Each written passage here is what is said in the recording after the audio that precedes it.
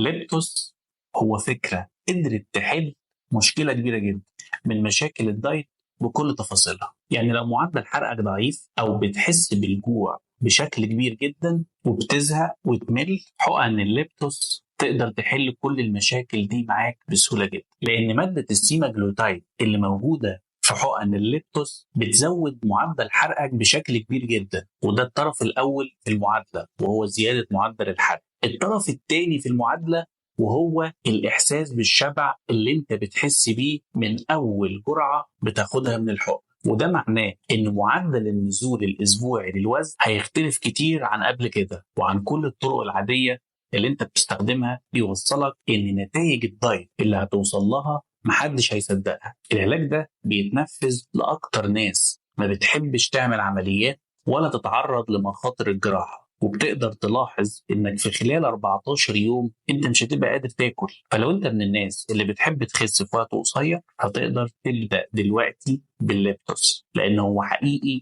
افضل الطرق واحدثها في التخسيس في فترات قليلة. سيب لنا كومنت واحنا هنقول لك كل التفاصيل في رسالة.